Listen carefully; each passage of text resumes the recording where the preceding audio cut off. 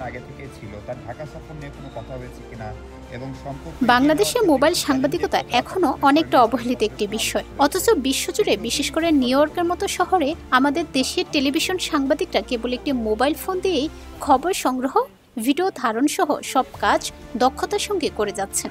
সম্প্রতি সামাজিক মাধ্যমে ভাইরাল হয়েছে এমন একটি ভিডিওতে দেখা গেছে নিউ ইয়র্কের একটি গুরুত্বপূর্ণ প্রোগ্রামে সাংবাদিকরা হাতে শুধু মোবাইল নিয়ে কাজ করছেন।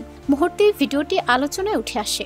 জীবন অবাক না করলে কে করবে? 28% মিল্ক ফ্যাটের অবাক করার সাথে ফ্রেশ মিল্ক পাউডার। জীবন অবাক করুক প্রতিদিন। ভাইরাল হওয়া ভিডিওটিতে একজনে লিখেছেন, মোবাইল নিয়ে যারা নাক ছিটকায় পরামর্শ না দিয়ে শুধু সমালোচনা করে তাদের এই ভিডিও দেখার দরকার আছে। অথচ চাইলে কথায় গঠনের উদ্দেশ্যে পরামর্শ দিতে পারে, কিন্তু কখনো তা করে না। তবে আমাদেরও মোবাইল সাংবাদিকতায় নিয়ম নীতি এনে আরও আধুনিক করা দরকার।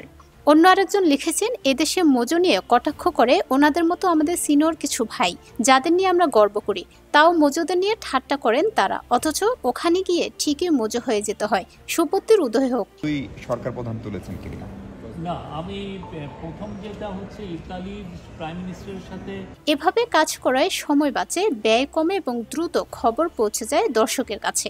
ঢাকাতেও যদি টেলিভিশন রিপোর্টারদের হাতে উন্নত মানের স্মার্টফোন তুলে দেওয়া হয়, তবে ক্যামেরাম্যান, গাড়ি ও ভারী ক্যামেরার ব্যবহার অনেক কমে যাবে। মাঠ পর্যায়ের সাংবাদিকতা হবে আরও দ্রুত, সহজ ও কার্যকর।